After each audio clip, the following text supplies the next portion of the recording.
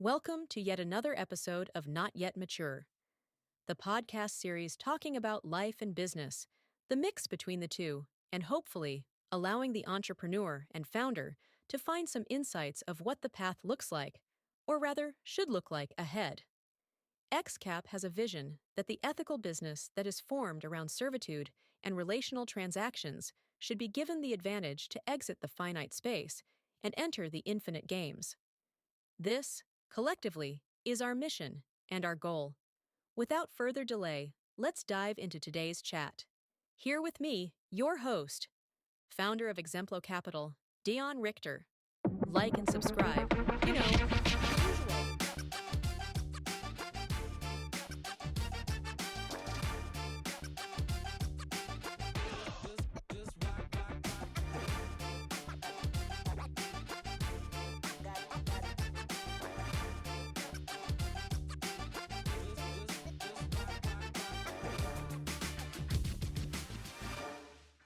So I need to be completely honest here. Usually when I do a debrief, I do two sessions. So we've got our keynotes and our masterclasses that we do.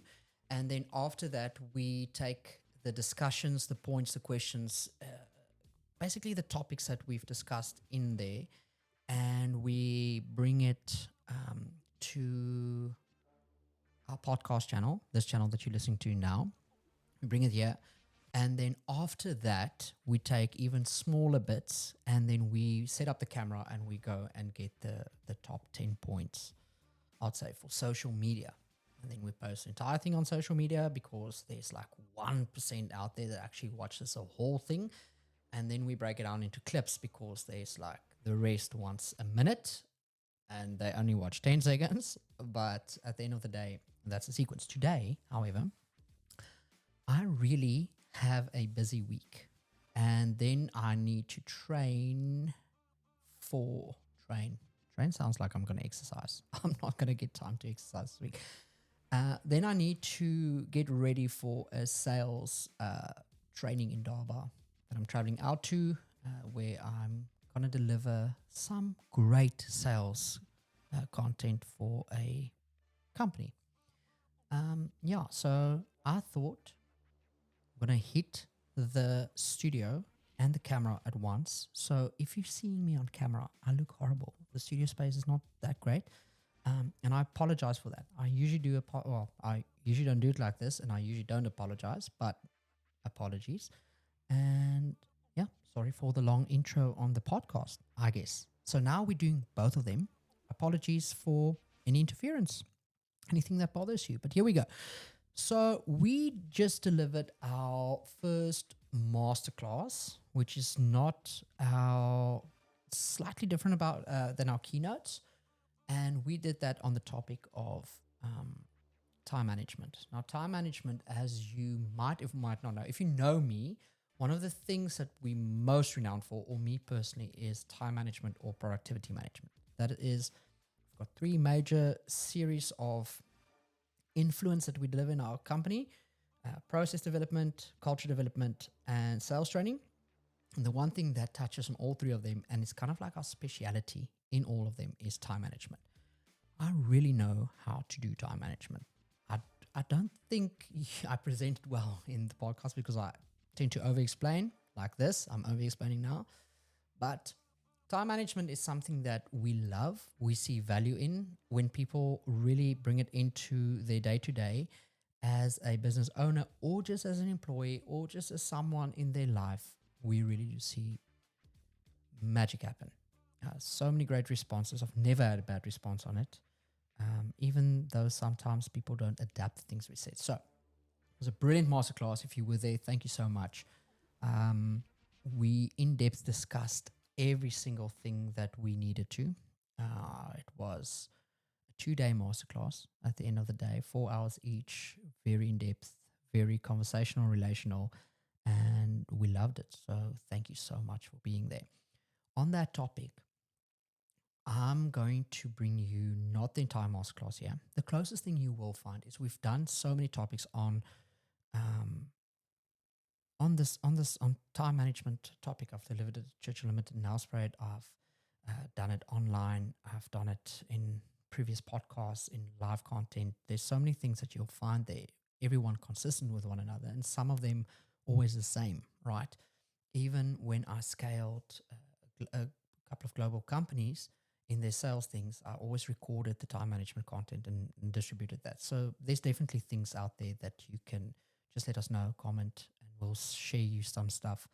DM us and say, listen, send me some material because we've got some productive workbooks out for free that we'll gladly send out for you. But building onto that, we feel that there's additional, not new, not replacing, but additional angles to look at it to constantly improve, especially in this digital era. A couple of new tips, a couple of modern minor things that you can kind of like implement or change in that. And that's what this is all about.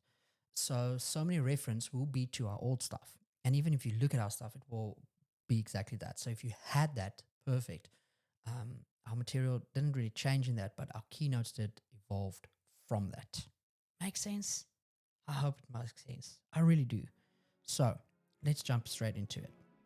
The first thing that we took from the keynote that we feel is so valuable when it comes to time management. So everything about time management is about managing your plate, being more productive, being more efficient, because at the end of the day, when you look at every single role model that you look up to, when you look at us, when you look at the books that you read, every single human being have got one thing in common. Well, we've got a couple of things in common, but in terms of time management, we all have 24 hours in a day.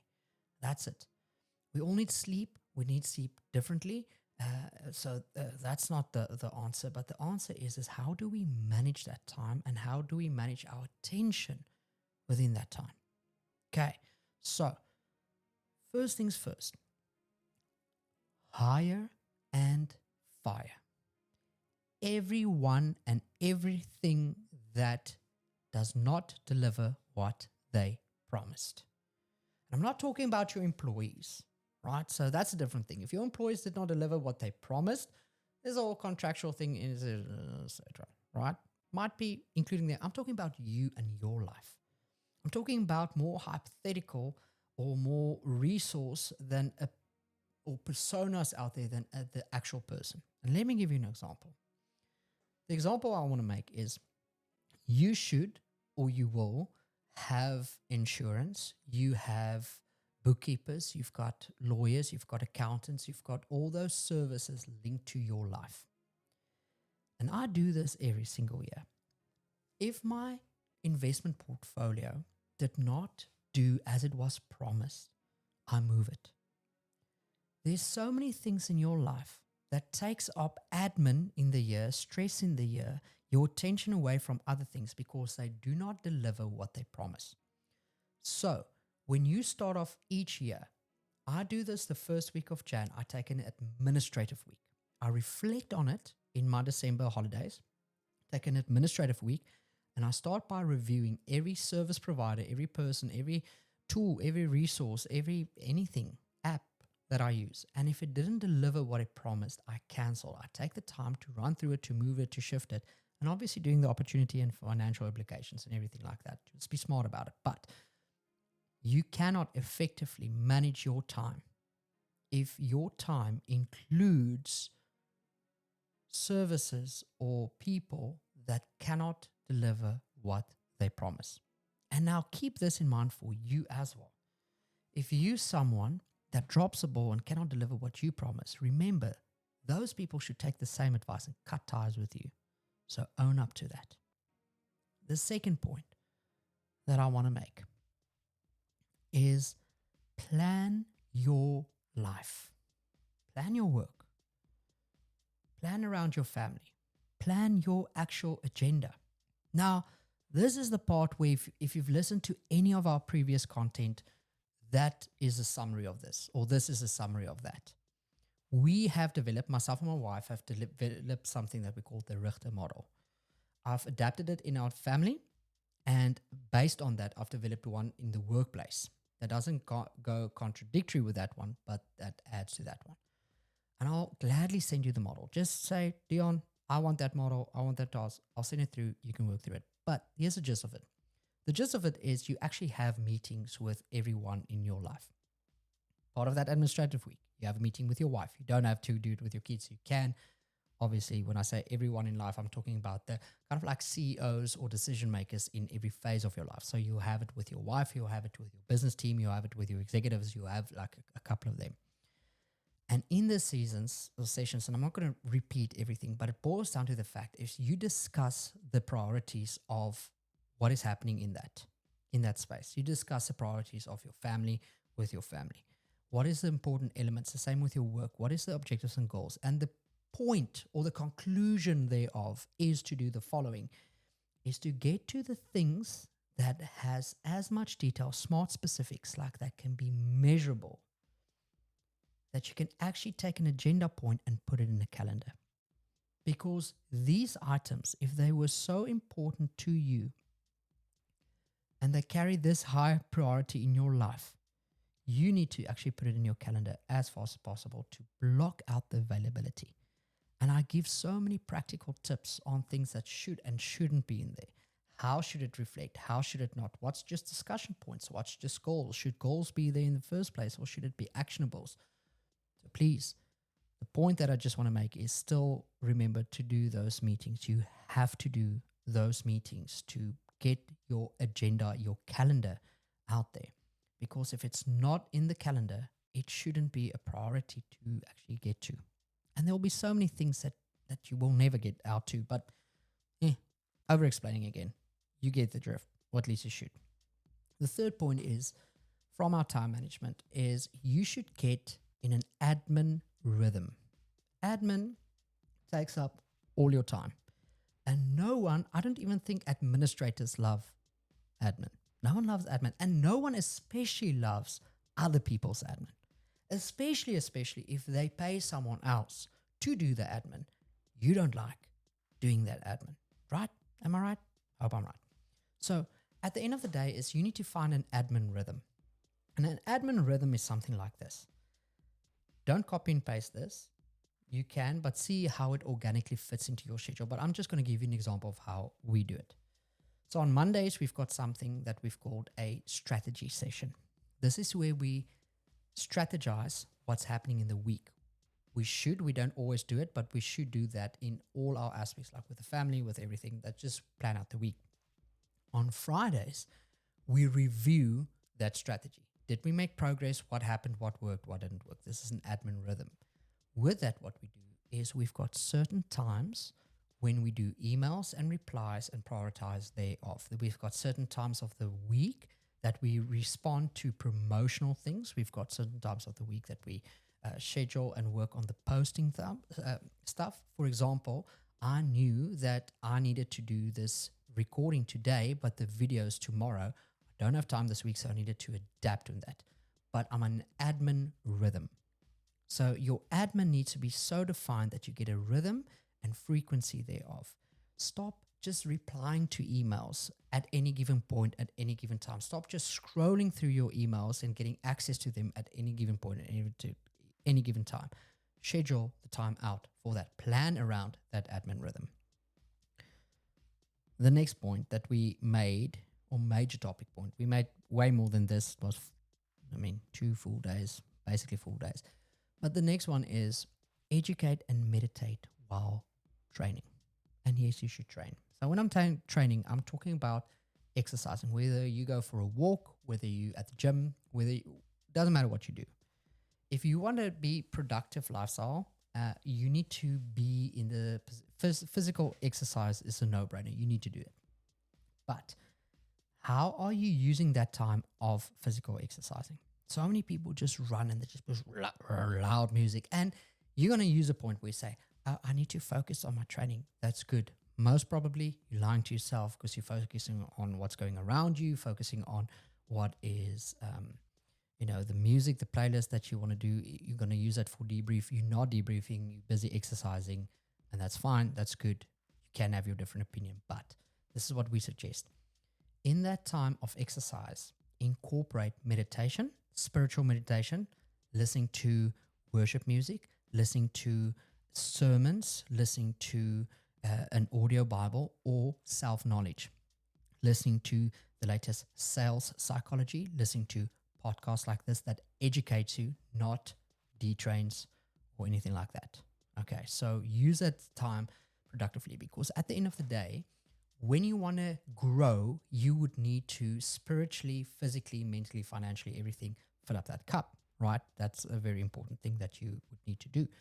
Now you're sitting with a time where you're going to have to choose, do I train, do I not train? Do I train when, it should be family time because I didn't get to the others, and you should incorporate that.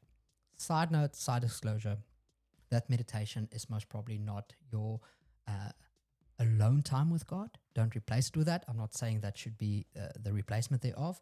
I'm saying that that should be an addition thereto, if that makes sense. Then, where are we now? We are at, I can't remember the points. I'm just going to mention the points. Sync, and let's count them. We are at 1, 2, 3, 4. We are at number 5. Number 5 is sync and actually use your calendar. When I say sync, I mean sync your calendar. Your calendar needs to be available to whoever needs it, and it needs to be 100% unavailable to whoever does need it. That includes the workplace, that includes family, that includes friends, that includes everybody. Sync your calendars so that people know when you are not to be disturbed or not to be reached or out of town. Create that culture of telling people, listen, please look at that calendar. We have the calendar for a reason, especially in the household, in the family. We have it for a reason. The other thing that you want to do is actually use the calendar. When things change, change it. When there's a date, it's a date. If there's a meeting, be on time for the meeting. If the meeting closes at a certain time, call it. Get that priority. It's done. That hours has been booked. We over, stop it, move on. So, point number 6. You need to review your plate. And this is the tricky one. Anything that you are currently busy doing that should be done or could be done by someone else should be done by someone else. Review, what are you busy doing with? What are you busy with on the day-to-day? What are you doing? And then go and look at those items. You can do this take your week and make it 2 weeks. You can have a review week every quarter. I do it every quarter, but I start very strategically once a year. So this is what I do. You go and review how many things are you busy doing with that someone else can. And maybe there's a cost implication that you can't afford it right now. Brilliant. Work towards that. Because if that frees up your time, it frees up your time to be able to do so much more. Don't be in control of everything when you can step back at the end of the day. Everything that you do not train others or you do not put in a process for others to do will always be your responsibility, regardless of the size. It will always take up your day, and it will take up your free time as well. The next point is, and this is a very valuable one, especially for us men, I think, is learn to listen and learn the skill of confirmation.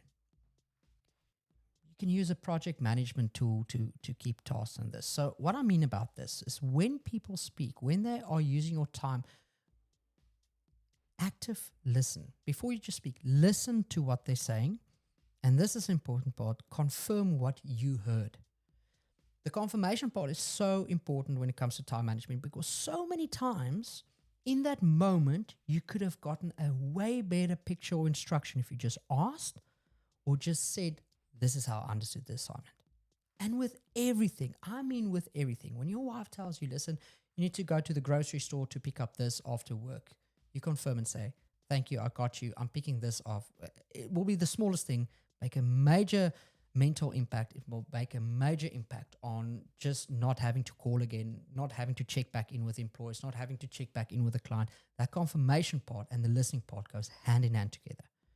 We'll take a minute a day, almost from the beginning. I guarantee you, a minute a day, 365 minutes a year. That's what, 5-6 hours. Yes, that is. I needed to do the quick math out there. Okay, then the next point is learn the skill how to turn your dreams into actionables. We very often sit at a place and say, I need to do this. I need to dream this. Oh, I've got this idea. Oh, what about that? Whether you are a dreamer or a doer, it doesn't matter. We all have dreams. The one thing that we don't always do is when we dream and do this, I keep a notebook always with me. I write down that dream and I see, okay, what's the actionables? Even if it's an unachievable or a very super unrealistic dream, there's certain actionables that actually do get you closer and actually stimulates and promotes success in other attributes of your business or in other attributes of your life. So that's what you need to do at the end of the day. If you have dreams, any dreams, whether it's business, whether it's family or whatever, see what the actionables are required to get you there. Break them down and actually form them part of your time management schedule, your to-do list, your checklist. The next one is, and this is super important, I should have actually started with this, right? There's no sequence to this, but I should have started with this, is you need to learn how to rest in your downtime. So when you have December holidays, when you've got downtime, when you've got this, learn how to rest, however rest looks like to you. But I can tell you this now, rest does not include checking back into the office or workspace or emails or anything like that. So learn how to rest and disengage where you need disengagement from and engage where you need to be active and present. You do need rest because that rest really refuels you if you do it right for being way more productive in your time management throughout the year. Then with that, talked about it in the Richter method, the time management method, is you need to learn the skill or master the skill of deep work and how to use Pomodoros. I'm going to quickly explain and I'm not going to go in depth. I do apologize. Comment, reach out to us and book a free call. Did you guys know we do free calls? Yes, you can book a free call. We can discuss everything like this. Book a free call. Let's chat about it. But here's the thing. So deep work is a theory that was brought out by, I think it was Cal Newport. Okay, you can just go and Google deep work book. And if it's Cal Newport, it's definitely it. If it's not, I apologize. But I'm almost certain it's Cal Newport. Now, Cal Newport talked about the following. He said, and it's so brilliant, he said that how the mind works is your mind is always present on the highs, meaning you do a task and you finish it at a high and you move on to the next task with time management, your thoughts will still be present with the previous task and you won't be able to give it your all in this one. So I combine, and I love combining, especially in the workplace, I combine deep work with Pomodoros. So Pomodoros is taking 20-minute tasks. I think it's 3 of them and reward yourself with a break. So administrative, paperwork, research, everything like that, where I'm on the computer, where I can really do task management, I break it up in 20-minute intervals, right? That's what I do. Reward myself with a coffee break every year and there. And then obviously at the end of the day, that's how I run my business. We mention it in our material as well. But point is, what I will make is, with that, you're going to learn that you shouldn't end your Pomodoro on a high or your task at a high. Meaning you shouldn't get that Excel spreadsheet out and now you haven't finalized a division of what you're busy doing with. You don't need to complete the entire task. We won't be able to do that. You need to shift towards certain things. For example, if I am let's say reconning my audits or reconning our financials at the end of the day, I won't necessarily be able to do the entire recon. But when the entire recon is not done, my mind is still with that the whole time. So I can't really focus on something new. But what I can do instead is I can say, okay, instead of reconning everything, I'm going to either break it down into incomes and then expenses, or going to break it down to just divisioning everything, putting in compartments. There's the brain bubble now. And then from there on, I'm going to break it into 20-minute tasks where I can actually complete that task on low, meaning a completion rate, not necessarily the entirety of the task, but that element of it, so that I can actually concentrate on the next one moving forward. And that is the beauty of task management. If your brain is 100% present with what you are busy with, that makes all of the difference. Then, appoint your reference and feedback sources. And now this is more difficult said than done. Years ago, I think about 3-4 years ago, I talked about this subject. I've taught it a lot, lectured on it to a couple of students, and talked about it specifically on sales training seminars where I talk about opinion and feedback, meaning you should be always in the position to actively listen to other people, but then you should use your internal compass on who's just giving you opinions and who's giving you feedback, meaning something that you can learn and actually apply. So, for a better example, let's take, so I'm very close with a couple of chartered accountants, CAs that I really admire and look up to what they do in their respected fields. They're not necessarily working, or most of them are not working with, for, or on any projects together with us. They work completely different. But I pickle their brain quite a lot. And the same with legal, same with lawyers.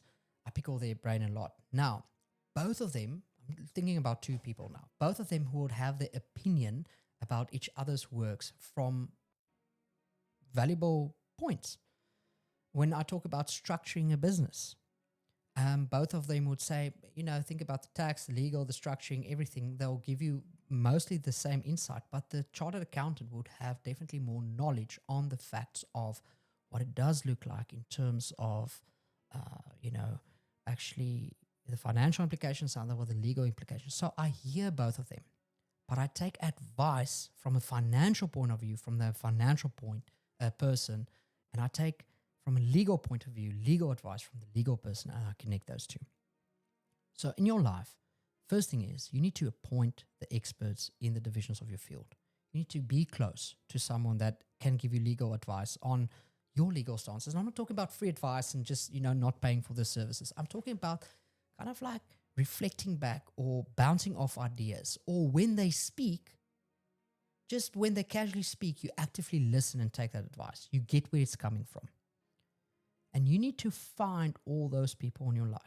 You need to appoint those references, and it can just be on a friendship. You don't need to be all on paper and things like that, but just that gives you that feedback resources. But that's what it's all about, feedback resources. The next one is network solutions and how others find balance. Guys, one of the craziest things out there is, I think Art of Mondays is the company's name. It's simply brilliant.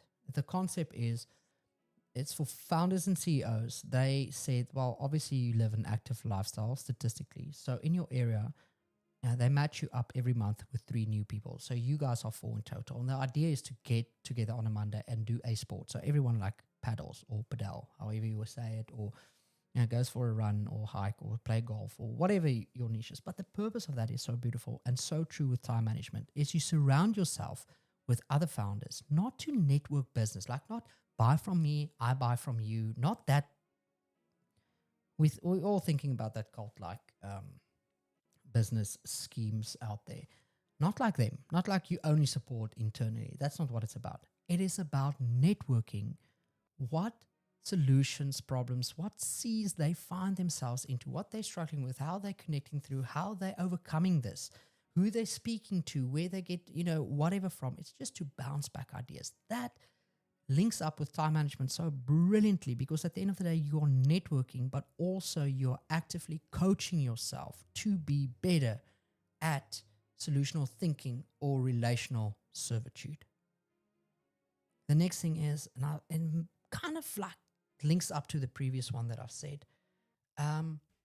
is that you need to dream in actionables. So your goals, we've mentioned that needs to have actionables, but you also need to dream in actionables. And here's an example that I want to use. We've all dreamt it, regardless of, if you don't do it, but we've all had that moment of, what if I win the lottery? Or what if this deal comes in? Something supernatural happens. When we dream that big, we need to dream in actionables. So what if you win the lottery? Are you just going to resign? Practically, how are you going to do that?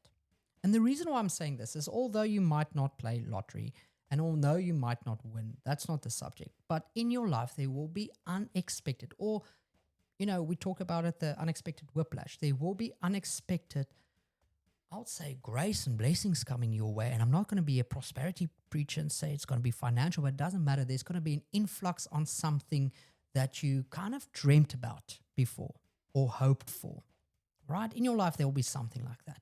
Or there might be something. I don't know. I'm not, in any case. Plan that I want to make is, if that comes along, your strategy already needs to be in place. Already.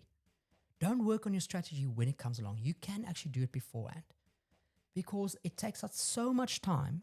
Just imagine this. If you needed to close that deal or sell your company now for $1 billion and you don't know where to start, you get that offer. Your entire month, year, 3 years is going to be about preparing for that sale to happen now because the offer is there, that you might actually devalue your company in the process and they'll retract the offer.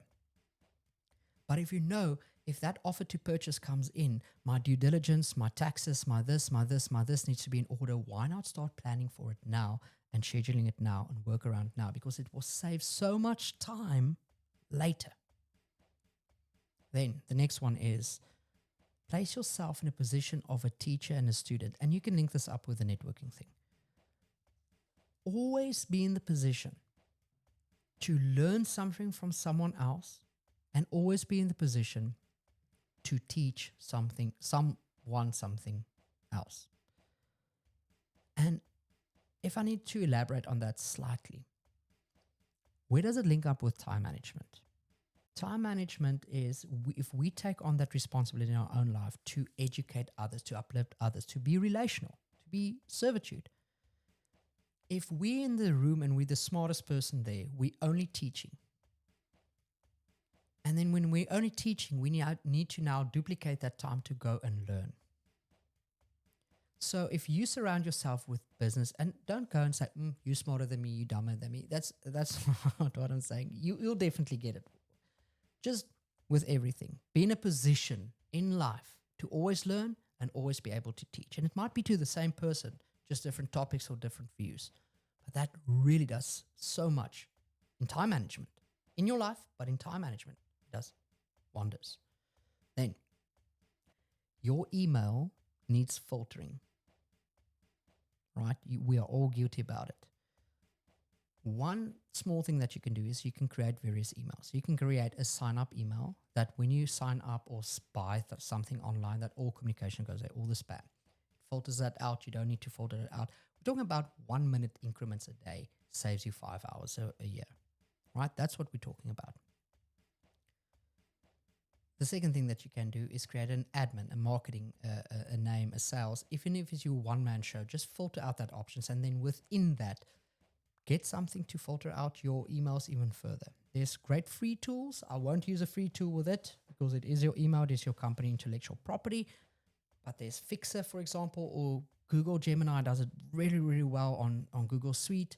Something that you can use, but definitely start filtering out your emails. Okay, it's something that's part of everyone's life and you can save so much time. On that note, get the right tools and the right AI. There are basically an app for that and a solution for that with everything your company does. But in your review sessions, get the right one that does the right thing. It doesn't help that this tool frustrates you or takes up double your time just for the mere fact of saying, I have this, or having all over the show tools and apps to help you with the solution. This helps when you do your plate review. When you do your plate review, thinking, what are the things I am doing that doesn't need my sole expertise? Usually, you can incorporate an app or AI or a tool for that, not always only a person. And that is a brilliant place to do that. With that, get the tools, next point, to measure your metrics. In our previous topic, it was a keynote that we spoke about scaling a company. We talked about you need to learn how to scale the right metrics. Now, in order for you to save so much time in your life, get tools to actually measure those metrics. Because if you need to do it yourself, if you need to go and measure every single metric on your own the whole time, go look through it just to get these metrics, it takes up so much of your time. So know what your metrics are and actually go and measure them. Put that in place, the tools in place to do that. Then, last 4 points is learn the why with every decision before you implement the how. You would have this unique moment and say, we're going this course, we're offering this product, we're offering this solution. In my household, we're doing this on Tuesday nights, we're doing this, it doesn't matter what, every single thing. We're so reluctant on deciding this is how we're going to do it. Ask yourself why we should do it. Why is this important? Why should it be implemented? It's not to doubt yourself, but it brings that perspective. And once you have that perspective, you would truly understand the importance and priority, not only for yourself, but for others around you with it.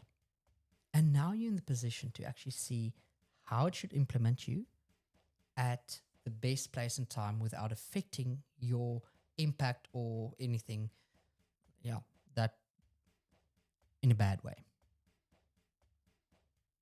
With that, the third last point is evaluate your habits and structure the good ones to be organic and part of your nature. Atomic Habits, James Clear, brilliant book. So many habit books out there, so many habit resources. But the one problem, and we do know this, I'm not going to re-coach about, we've got given so many practical ways in our workshop. That's the thing about our workshops, right? Is we do go very practical. We don't just give like this topics that we do in the podcast and on the social media, just the overview. We go into each business directly and say, what does your life look like, your business? Let's incorporate that. Let's bring practical points. We love helping our clients practically how to do it. But in hindsight, in overview, evaluate your habits. So we all know these habits are important, right? But how can you implement it so it's organic? Meaning, if you say, I need to affirm myself with confidence each morning, the best way to do that naturally is to do it when you brush your teeth because you're in front of a mirror. So you need to learn that art with the good habits and the habits that you do have to structure it around something that makes sense. If you wash your hands when you go to the bathroom, it's easier when you just have to stand up and go wash your hands, right? Stupid example, but I hope you catch my drift. Because so many times we have to work so hard to cultivate, nurture, and develop good habits that it takes up so much of our time. And with so much effort, we're trying to sustain it, right? It's like reading the Bible. I want to read the Bible. I want to read scripture. I want to get closer to God. But how do I actually implement this in my life when I don't do it organically? So we create a time where it's natural, denoised environment, and we incorporate it there. We start small. It is the little things that really adds up with healthy habits. But the easiest way is to make it as natural and organic as possible. And the easy way to do that is to make it part of something that is known to your movements, known to your everyday logic. Then, on time management, deliver on your promise always. Don't form a habit of excuses. At one point, it will be non-acceptable.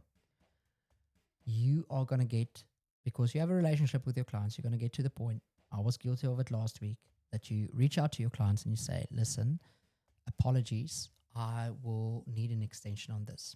And because you have a relationship, they will understand and they will say yes. But now that door is open. And what's going to happen is you completely mess up your entire rhythm of time management for this week. You completely messed up your calendar. It's going to cost you so much time. And you're going to learn this habit. And you're going to try it again. And at one point, one client's going to say no. Or your wife's going to say no. Or your team is going to say no. And when they do, you find yourself in a rut when it comes to your time management that it is so difficult to do. So don't promise what you cannot deliver, and deliver on what you promise. And then the last one is what we've mentioned in our scaling business and startup a business is that employment, self-employment and employment and entrepreneurship is different. You can be a company owner but be self-employed, and you can be a company owner and be an entrepreneur. There is a difference. It's a massive difference, and you need to understand that and accept that and treat it as such. Because they are different, they need different attentions. So understand this on your plate with all your projects, all your endeavors, all your dreams and goals. To which one of those are you an entrepreneur? To which one of those are you self-employed? And there's not a pride thing, it's not a right answer, it's not a wrong answer. So many times we want to say entrepreneur instead of self-employed, where the reality is if you're not there micromanaging it or managing it or executing it, it does not make revenue, does not function, does not work, meaning you are self-employed to that function, to that project, to that company. And with time management, if we understand beforehand that we need to treat it different and put our attentions to each one different, we need to manage, or you need to manage your time to be present for the right attention. Meaning, if you are self-employed, you need to be very attentive on the foundational aspects that needs your micromanagement, and you need to cater for that. Whether if you are an entrepreneur, you need to be less attentive and actually free up that time from your calendar and be more attentive on the dashboards and metrics that you steer on the overview of things. And if you in between, I'd strongly suggest listening to our scaling podcast or reach out to us and scale from the one to the other, or transition, or just find yourself in a place that you understand which one you should manage or attend or just put your attention to differently. Thank you for tuning in. Welcome to yet another episode of Not Yet Mature, the podcast series talking about life and business, the mix between the two, and hopefully allowing the entrepreneur and founder to find some insights of what the path looks like, or rather should look like ahead. XCAP has a vision that the ethical business that is formed around servitude and relational transactions should be given the advantage to exit the finite space and enter the infinite games. This, collectively, is our mission and our goal. Without further delay, let's dive into today's